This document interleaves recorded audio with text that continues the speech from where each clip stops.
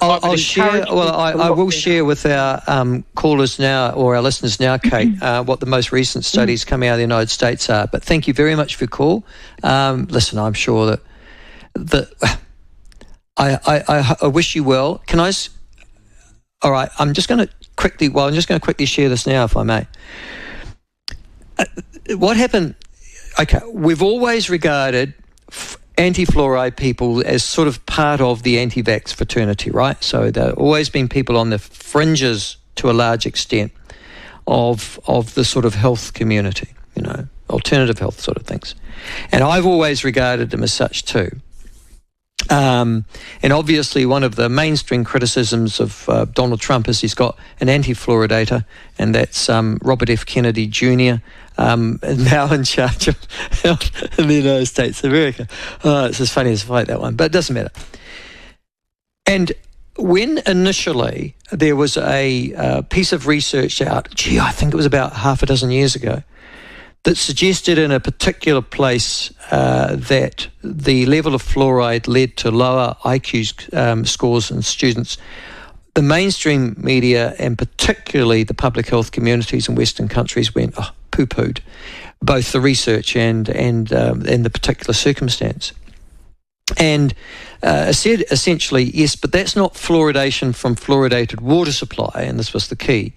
This is fluoridation from natural causes where there's high levels of fluoridation in those areas, so that's the reason why and there may well be a link, but it's at a much higher level, that fluoride exposure, than through a fluoridated water supply, and that's why there might well be a link between lower IQ, but that's not the same as fluoridating the water supply today.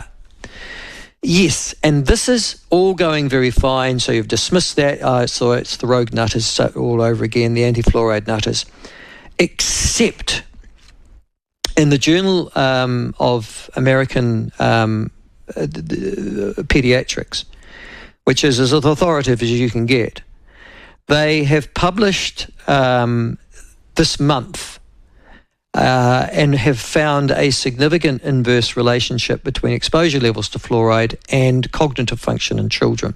In other words, the suggestion that there be a lower IQ from children who have excessive exposure to fluoride. Now, that seems to be fine.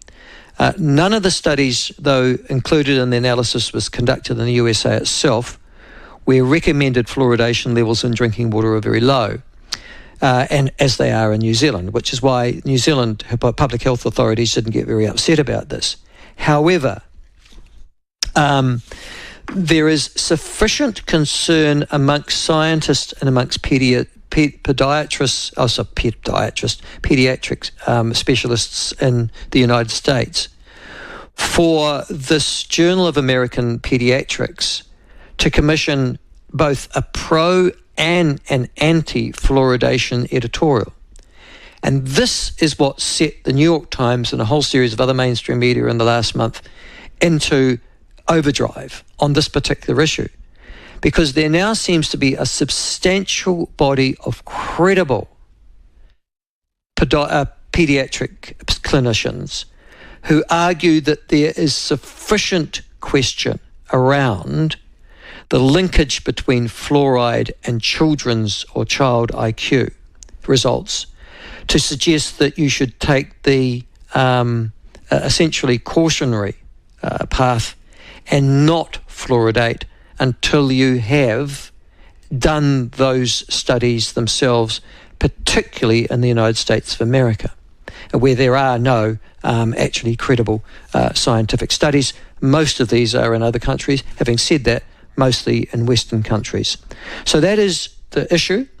You might well argue, how much are the IQ points decreased in children? Not by a lot, about 1.6, which is not high, but it doesn't matter. I mean, the point is, if there is a correlation between exposure to fluoride and between IQ, I don't think New Zealand kids deserve to be dumber, do you think? Just talking about NCA results this year, and given also parental responsibilities in this country. So you would expect that the precautionary principle might apply here. It'll be fascinating. This issue will not be going away. And for all of those of us who've said, Well, public health authorities, they know what they're doing. Yeah, maybe not in this particular case. And there is a suggestion that all these nutters who existed on the fringe might actually have a point, and that a little more research might require to be done. That's all I am saying. It is 3 minutes to 1.